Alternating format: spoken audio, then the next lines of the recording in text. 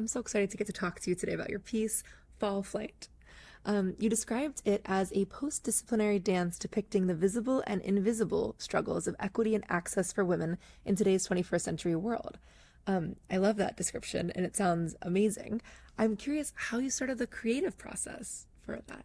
Yes, well, first, post-disciplinary, it's a big term for, we're working on a hybrid piece between aerial dance, contemporary modern, and also we have set pieces and a lot of different elements that we're playing with. And so for the start of the piece, we actually led with discussion around feminism, around womanism, around different authors that everybody had read, or various situations that the cast had been in.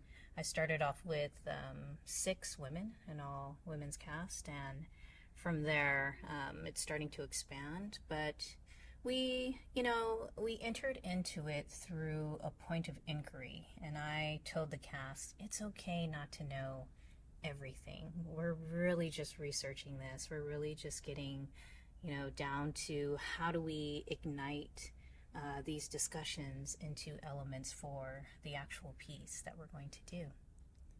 I love that. I think starting from a place of inquiry is so exciting too. It allows for so much. On that note, you and I were talking before about the aerial dance that's in the piece.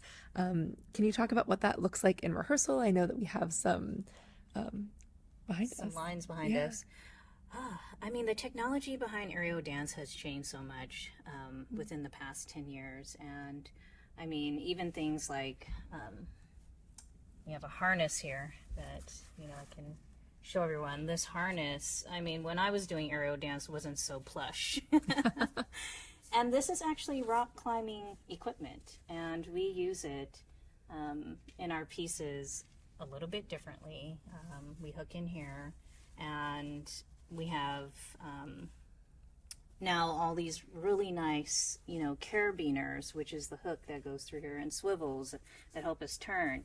So, with the cast, the first thing that we did was that we hung upside down with our feet together, kind of like a Spider-Man coming down, and that's what we named it.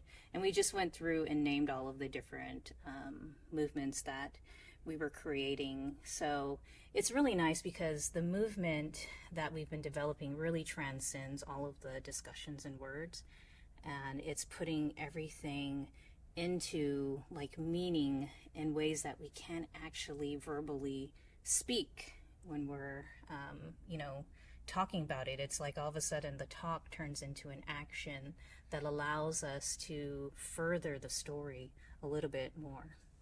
That's amazing. How many lines are there in the space right now? So right now we have 4 lines in the space, and they're sort of in this box, like equal distance from the center of the space. And that's working really well. We did a little bit of experimentation, but a lot of it led to how can we, first of all, be safe? How can the audience be safe? Because we have to sort of change our movement so that we don't end up swinging into the audience. We were joking at first that the first few rows are the touch zone. And so we've gone through that, and now that we've added, I think they're about 4-foot-high platforms, we can now fly over the audience, which is really nice. Wow. As an audience member, I haven't experienced that, so I'm especially looking forward to what that's like. Yes, you know what row to sit in. Yes, thank you. That's a good tip. And we talked before about, I asked, do the students have experience with aerial? And I loved getting to hear you talk about what it's like to work with people who might not have experience in that realm. It is a completely different world. I think as artists, dancers, or just movers, whether you're a gymnast or an ice skater, you have a certain relationship to the ground. I think all people do. We know how many steps it will take us to go up a flight of stairs after a while, or we know how many steps it will take us, to like really feel grounded if we're on a subway car. And this is taking that and flipping it. Now we have to sort of play around with gravity. We have to allow ourselves and our blood flow, which goes from top to bottom, to now reverse and go the other way. So it's about breathing into it, and none of the cast had experience with aerial. And to just see them move through the piece has been really, for me as a choreographer, exciting. And in some ways, you know, it can take a year or years to really get comfortable being upside down and to spin upside down.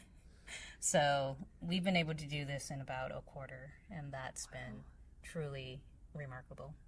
Oh, it sounds it. And I know you're working with a composer for this piece. Can you talk about that collaboration? Yes, Miles Lassie is my composer. He also plays for my Modern 3 class. Very nice. He's really wonderful at soundscapes. He's really wonderful at rhythms. And so it's like this really great sort of like metronome or pendular sound that he's created that really works well with the swinging and different elements that we're doing. So I would say that, you know, for us, it's like another added element of the performance, and it makes this whole, you know, theme around feminism and womanism performable. Yeah. And you said he plays live for your class. Is he playing live here, or is it recorded for the show? Oh, I wish he was playing live. It's recorded for the show. Okay, that's good to know.